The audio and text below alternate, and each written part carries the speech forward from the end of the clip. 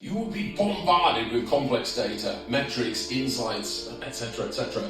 You need the platforms to interpret that. So I'm Chris, co-founder of AirZones. AirZones is the complete diagnostics tool for air quality inside buildings.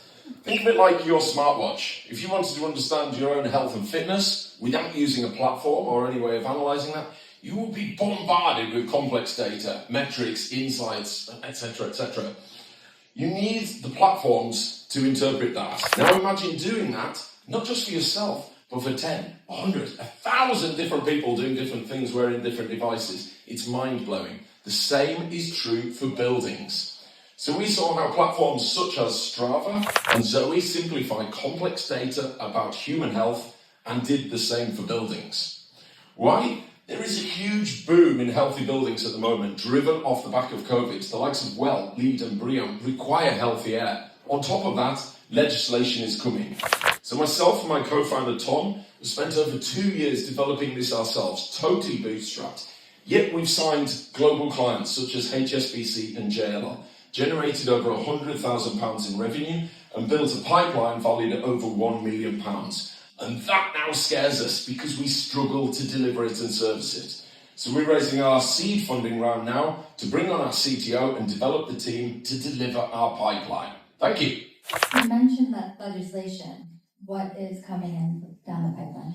It's more or less in every country around the world, legislation is coming. So the Nordics have led in terms of this. France is now bringing legislation to measure the air quality inside their buildings. That is spreading across Europe.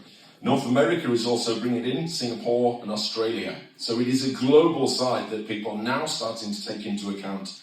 Married with that, the insurance sector is really picking up on this. One of the biggest threats is COVID-2. 99% of transmissions were indoors and airborne. And in the meantime, I actually have a question. Where do you get the data from? Because it's a real-time data for other areas. Yes, so we've attached ourselves to more or less any sensors in buildings that are measuring air quality in real time and take that. In the same way that Strava will take the feed from any wearable device that you've got and then convert that into a star rating in real time. So in the same way that we would look at, sorry, we're just waiting for the question up there. I'm just filling in space. In the same way that we would look at the service levels for anything when we decide where to spend time, we can now see the impact of our health in different venues. Who pays, the landlord or the tenant? And second question, for me cheeky, what do you do if you've got a bad score? How do you improve your air quality?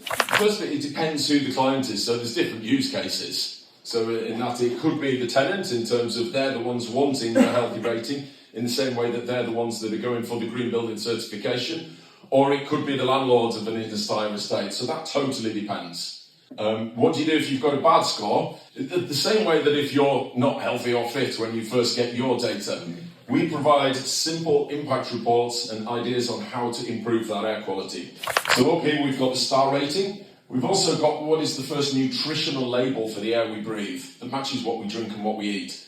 From that, we can then pull out information and insights to help you make simple changes to improve the air quality in your space. For example, switch your cleaning products, stop spraying toxic chemicals around where we're working and our children are at school, etc., etc. What's the, when customers don't buy your software so far, what's been the reason for that? It depends. They've got effectively two approaches. The first is to do it themselves. So say they're going for the certification, or they're wanting a healthy building, or they want a productive environment for people to work. They can learn this in the same way that you could learn to analyse the data from your smartwatch, the HRV chart, the BPM, or the oxygenation levels. So they can try and do it themselves.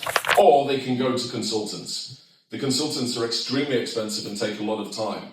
And they have a very specific need to help you get that final 10%. Like Strava doesn't do away with the need or the impact of a PT. However, it does cover 90% of the general population and help them improve. That's the aim with AirZones. Let's talk to everyone in a language everyone understands that helps them improve and start going forward.